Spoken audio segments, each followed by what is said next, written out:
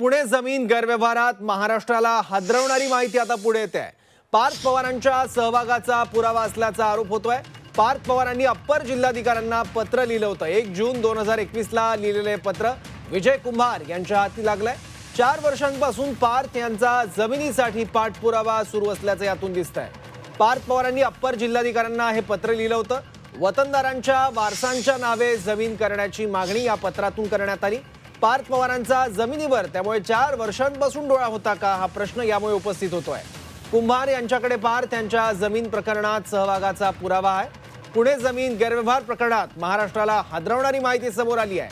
आतापर्यंत पार्थ पवारांचा जमीन प्रकरणात थेट सहभाग नव्हता असा दावा राष्ट्रवादी करत होती, पण आरटीआय कार्यकर्ते विजय कुंभार यांनी पार्थ पवारांचं 1 जून 2021 रोजीचं एक पत्र समोर आणलंय।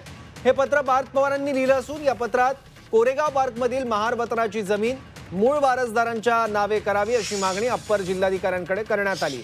आतापर्यंत पार्थ पवारांची कंपनी या गैरव्यवहारात आहे असं सांगण्यात येत होतं, पण आता तर खुद्द पार्थ पवारांनीच या प्रकरणात जमीन मिळवण्यासाठी वैयक्तिक पाठपुरावा केल्याचा पुरावा असल्याचा दावा विजय कुंभारांनी केलाय।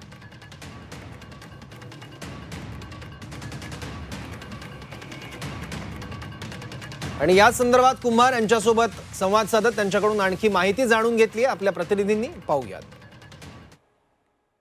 आत्ता माझ्या हातात पार्थ पवारांनी पुणे कलेक्टरांना लिहिलेली 3 पत्र आहेत।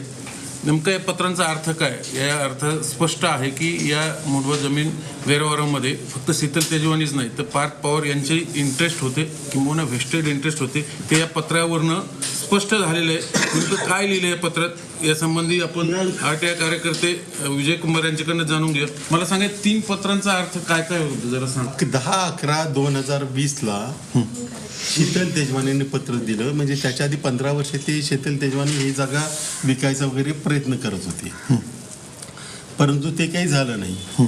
त्यानंतर मग कधीतरी यांची भेट झाली असेल किंवा कसं माहिती नाही, परंतु 28/12/2020 ला अमेडिया कंपनीची स्थापना झाली आणि शीतल तेजवानीने दिलेल्या पत्रावर कारवाई करावी असं पत्र अमेडिया कंपनीने दिलं। म्हणजे त्यावेळेस खरं तर अर्थार्थी काही संबंध नव्हता अमेडिया कंपनी कलेक्टरला पत्र लिहायचं, कारण व्यवहार झाला नव्हता तरी त्यांनी ते पत्र दिलं आणि त्यानंतरही काही झालं नाही। मग 30 डिसेंबर 2024 ला शीतल तेजवानीने हे पैसे भरल्याचं दाखवलं, त्याच्यावर आता रेव्हेन्यू ब्रांचचा शिक्का सुद्धा आहे।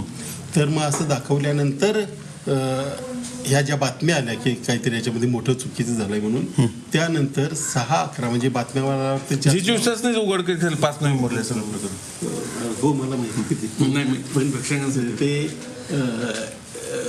6/11 ला पार्थ पवारांनी पत्र दिलंय की आम्ही ड्युअली हे सगळं खरेदी केलेलं आहे, तरीही याच्या संदर्भात ज्या बातम्या येत आहेत त्याने आम्ही व्यथित झालोय, त्यामुळे आम्हाला या संदर्भात खुलासा करण्यासाठी वेळ द्यावा अशा अर्थाचा खुलासा दिला का त्यांनी? नाही, खुलासा बरोबर दुसऱ्या दिवशी 5 तारखेला आम्ही बातमी ब्रेक केली, दुसऱ्या दिवशी पार्थ पवारांनी कलेक्टरना पत्र लिहिलं बरोबर। हो आणि ही सगळी पत्र त्याच्यावरचा सगळं जे परिस्थितीजन्य पुरावा म्हणतोय तो सगळा जुळतोय। त्याच्यामुळे सगळ्यांनी मिळून याची आता नीट चौकशी केली पाहिजे, पुन्हा असे प्रकार घडू नये, म्हणजे याच्यात जे आहे त्यांच्यावर तर शिक्षा झालीच पाहिजे, परंतु पुन्हा असे गुन्हे घडू नयेत यासाठी एक धोरण शासनानं आखलं पाहिजे।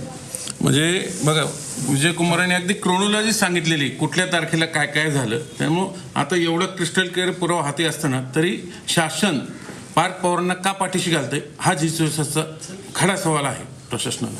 व्हिडिओ जर्नलिस्ट विकी कांबळे, सच्चिदानंद बुंदे, झी मीडिया, पुणे।